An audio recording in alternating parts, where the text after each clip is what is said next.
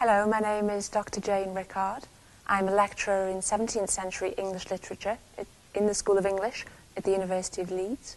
I have particular research interests in the relationship between literature and politics in the period, and that's included some consideration of both manuscript and print culture.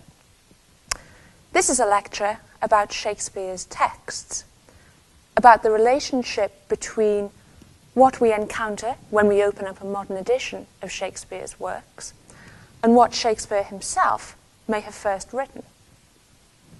In order to explore this relationship, I'm going to take examples from three of Shakespeare's most famous plays: Hamlet, King Lear, and Romeo and Juliet.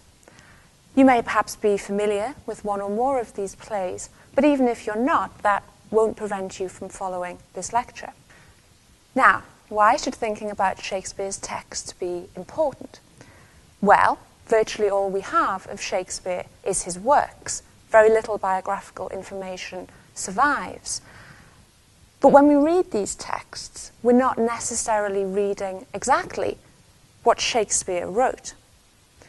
This is true in the abstract philosophical sense that particular words and phrases may have different meanings and associations for us than they had for Shakespeare's contemporaries.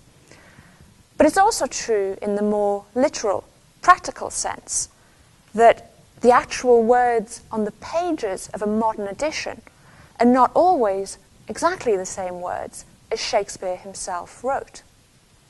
To understand that, we need to go back to Renaissance England and look at how Shakespeare's works were first printed. Many of Shakespeare's plays were first printed in what we call quarto editions. Quarto refers to the size of the book, more specifically to the number of times a standard sheet of paper was folded to make the book, in this case twice to make a fairly small book. Paper was a very expensive commodity in Renaissance England, so the bigger the book, the more expensive it was. These fairly small quartos were reasonably affordable and could be printed in relatively large numbers.